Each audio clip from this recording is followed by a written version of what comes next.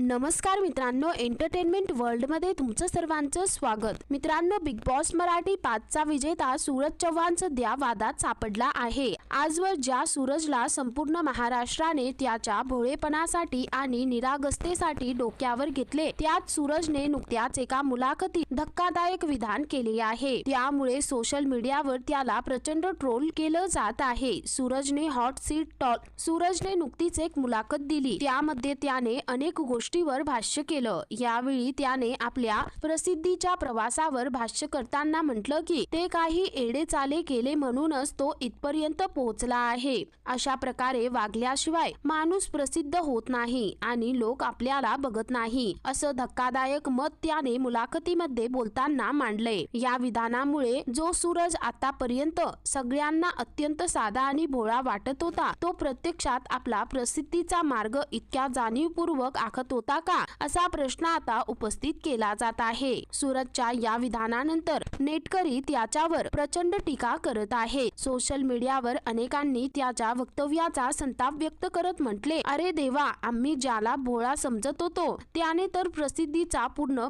बिझनेसचा प्लॅनच आखला होता। एवढंच नाही तर काही जण म्हणाले, बिग बॉसचा खरा मास्टर माइंड म्हणत त्याचे हे वागणे केवळ कॅमेरेसाठी आणि लोकांची सहानुभूती मिळवण्यासाठी होती का, असा सवालही प्रेक्षकांनी विचारला आहे। मात्र सूरज चव्हाण सोशल मीडियावर प्रचंड प्रमाणात ट्रोल होत आहे आणि नेटकरी प्रचंड संतापले आहे। तर मित्रांनो, या संदर्भामध्ये तुमची काय प्रतिक्रिया आहे, खाली कमेंट करून नक्की कळवा।